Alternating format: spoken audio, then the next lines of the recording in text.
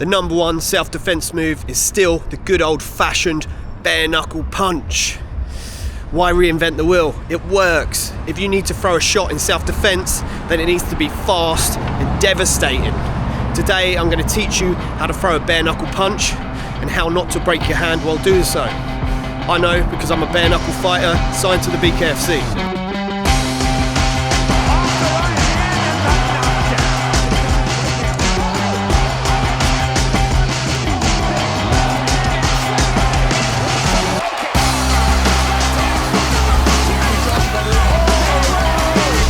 On my first bare knuckle fight in London, I didn't do any hand toughening, hardening, knuckle training at all.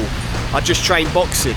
So I went in there and I landed 137 hard punches on a very hard man's very hard head. A lot of them landed on his forehead. And yeah, it hurt at the time a little bit. Fucking hell, mate. I'm trying to make a video here.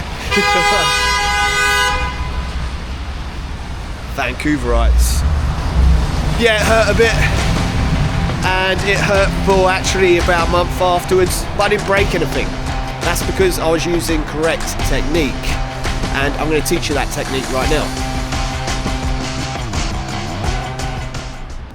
The typical self-defense move you see in self-defense seminars all around the world, some chubby mount of a bloke, never been in a fight in his life, is teaching the open palm strike. Or it's basically a slap. I don't really buy it, you know. You can see some videos of bouncers or doormen slapping someone and putting them down, but it's more of an act of humiliation than it is damage. The reason they teach it is so you don't hurt your poor little hand. Ooh, ouch. That's because no one really knows how to throw a bare knuckle punch properly. You must squeeze the fist as tight as you can at the point of impact when you land that punch. The reason people get injured when they land a punch, is because they have their hand not squeezed tightly, and when it hits, the impact jolts the metacarpal bones, the muscles, the ligaments, they all smash together, and that jolting motion is what injures the hand. So if you squeeze as tight as you can, and when you land a shot, you won't get injured. Also, you must land with the front two knuckles. Those two there, they are designed to take a punch. The other two are weaker, they're on a weird angle. Those first two are on a good angle to absorb the impact. Punch placement is incredibly important as well. We're going to be aiming for the chin. All the fighters in the world know this. The jawbone goes all the way up to the base of the brain. When this gets racked, that jawbone hits the base of the brain, and that's how you get knocked unconscious. Do not aim for the forehead, the hardest part of the body. That will hurt way more, although I've done it loads of times.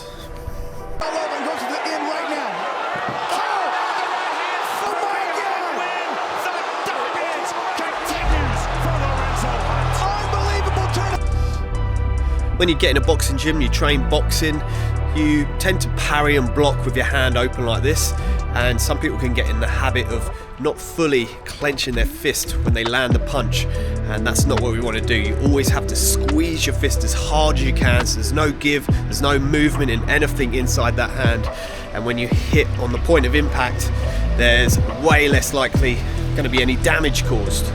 When you're in that moment, you need to be devastating. You need to throw 1 or 2 shots and get the hell out of there. Even if you hurt your hand, so what? The adrenaline will carry you through. You won't even notice until you're out of the danger, off of the X anyway. In boxing, you hear the term straight down the pipe. Those are throwing straight punches, the jab, the straight right hand. There's good reasons for this. In most street fights, people throw wild haymakers, which often miss and throw you way off balance, and then you end up on the floor in a scrap wrestle, really where you don't want to be. So throwing a straight punch also connects quicker than a wild haymaker. As you can imagine, the shot coming in from the side, a straight shot straight down the middle, that connects faster, it's more direct, and also it's more defensively sound. That's why us boxers use it. For your own self-defense, all you have to do is have your go-to move. I survived my youth with a straight jab, followed up by a straight right hand. Very powerful punch right on the chin. That's what you need to do. Have something that is your go-to move. Wild haymakers, they may look cool. If they connect, they may do some damage, but the problem is you're not likely to connect. You're telegraphing your punch, so whoever's on the receiving end, if they know fighting, if they've been in a fight before, if they've trained boxing, then they're going to see it coming, move out the way. Also, it takes a longer time for that to wind up and connect than it does a straight punch, bump, straight down the pipe. You may have noticed there's a recurring theme from my videos to get in a boxing gym, get through those doors and start learning the basics of striking. It's all you need is a jab and a straight right hand, your go-to moves, my go-to moves. So when do you throw that punch?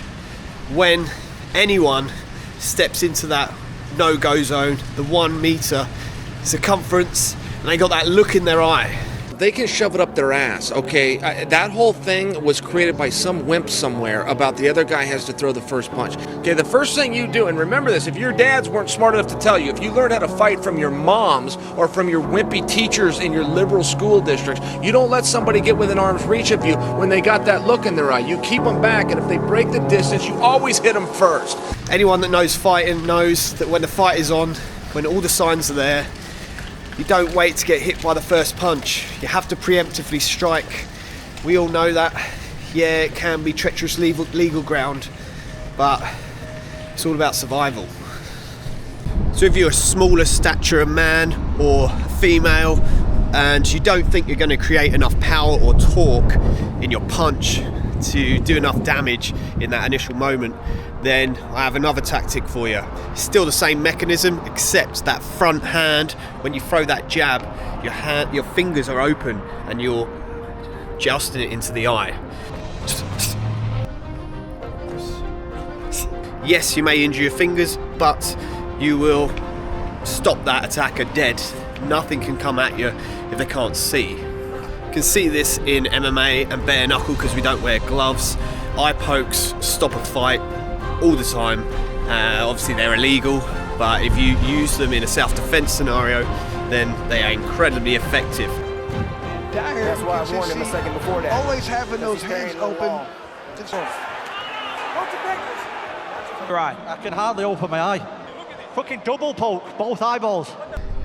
Has to be done incredibly fast in a jabbing, jousting motion, so you really push your fingers through their eye sockets, both eyes if you can, and basically render them disabled for quite a while. Even if you're blind them, who cares? You're getting the hell out of there anyway.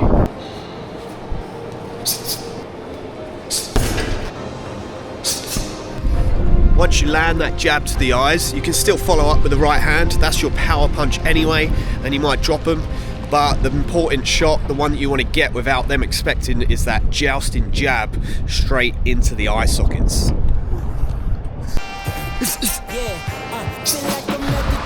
So there you have it, the bare knuckle punch, how to throw it correctly to not injure your hand. But if you do hurt your hand, who cares? It's a once in a lifetime moment when you need to hit with force and you need to down that attacker. If you like this content, then please hit that subscribe button, help me out, mate, and like and comment any other questions you have.